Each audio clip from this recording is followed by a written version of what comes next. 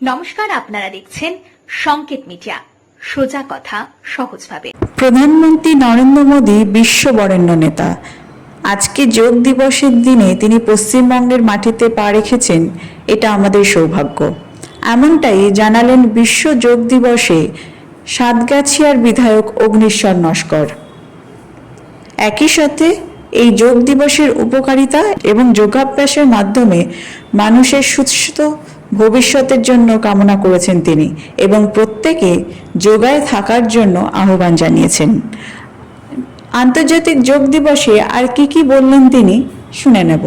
দেখুন, আজকে সারা বিশ্ব যোগ দিবস উপলক্ষে আমাদের মাননীয় প্রধানমন্ত্রীজি মোদিজি এবং আমাদের রাজ্যের মাননীয় মুখ্যমন্ত্রী শুভেন্দু অধিকারী মহাশয় যেভাবে নির্দেশ দিয়েছেন এবং যেভাবে সমগ্র পশ্চিমবাংলা তথা ভারতবর্ষ বিশ্বব্যাপী যোগ দিবস যেভাবে পালিত করার জন্যে বলেছেন, এই প্রথম সর্বমানুষ যোগ দিবস উপলক্ষে আজকের 21শে জুন সবাই কিন্তু মাঠে নেমে পড়েছেন যে যোগ দিবসটা আজকের আমাদের পূর্ণ করতে হবে এবং আগামী দিন যাতে সবাই যোগ ব্যায়াম প্রত্যহ প্রত্যেক দিন নিত্যভাবে করে তার জন্যে সবাইকেই জানানো হয়েছে। এবং যোগ করলে মানুষের শরীর স্বাস্থ্য মন সব কিছুই ভালো থাকে এবং স্মৃতিশক্তি বাড়ে, বাচ্চাদের পড়াশোনা ভালো হয়, সর্বত্র দিক থেকেই যোগ মানুষের দরকার এবং শরীরের সমস্ত রোগ নিরাময় হয়।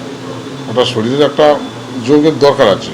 বিভিন্ন অনেকে রোগ নিয়ে যারা ভুগছে যোগের মাধ্যমে অনেক রোগও চলে যায়, তো সেই জন্য বলছি যোগ প্রত্যেকেরই দরকার।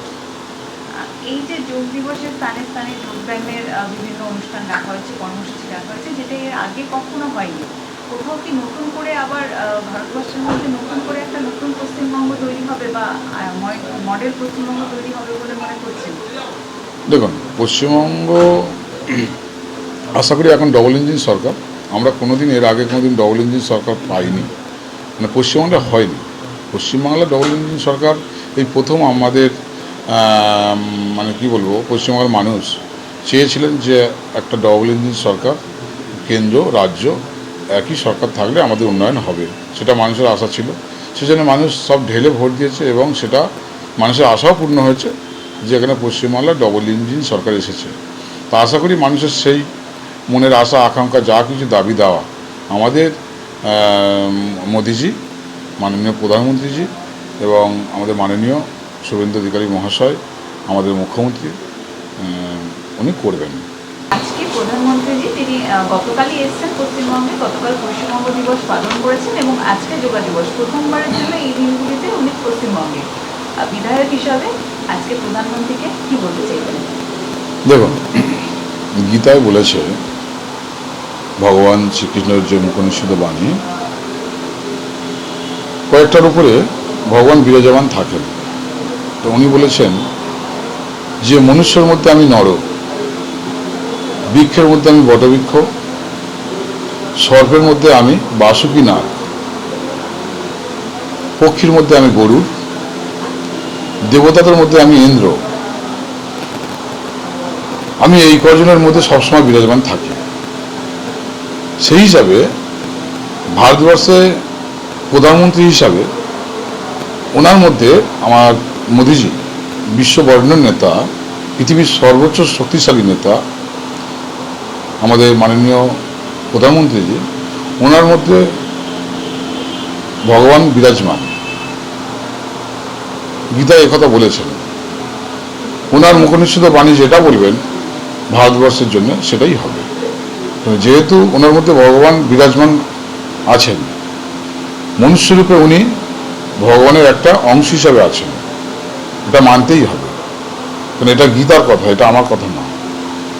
তো সেজন্য বলি, একটা সময় সারা ভারতবর্ষ সারা পৃথিবীকে জয় করেছিল অন্যান্য দেশ যেগুলো ছিল।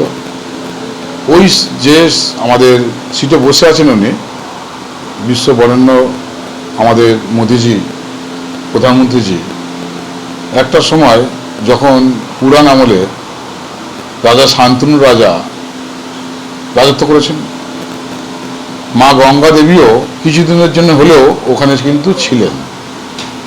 এটা কিন্তু মানে অবিশ্বাসের কারণ নেই। তা সেই হিসাবে যদি আমরা পুরাণ খুলে দেখি, তাহলে ওটা যেমন মানুষের একটা আশীর্বাদের জায়গা, গণতন্ত্রের জায়গা, সেই জায়গায় দাঁড়িয়ে আমাদের মাননীয় প্রধানমন্ত্রী ওই জায়গাটা বিরাজমান। তাহলে ওখানে ভগবান, আমরা যাকে ভগবান শ্রীকৃষ্ণ বলি, রাম বলি, যে হিসাবে ডাকি, সেই শক্তি ওনার মধ্যে কাজ করছে। এই তো আজকে তো সকাল থেকে তো 4-5 জায়গায় আমি মোটামুটি যতটা সময় পেয়েছি করেছি, যোগাসন করেছি। তা সেখানে বার্তা আমার একটাই, অনেক স্কুলের ছেলে মেয়েরা, বাচ্চা তারাও ছিলেন, গার্জেনরাও ছিলেন, বাবা মারাও ছিলেন, সবাই করেছেন, একসঙ্গে করেছি যোগা। এর আগে তো সবাই একসঙ্গে এরকম কোনোদিন পাইনি। আমাদের নতুন গভর্নমেন্ট সরকার আসার পরে এই উদ্যোগটা সবার মধ্যে বেড়ে গেছে, সেটা হয়েছে। Subscribe our channel. Press the bell icon.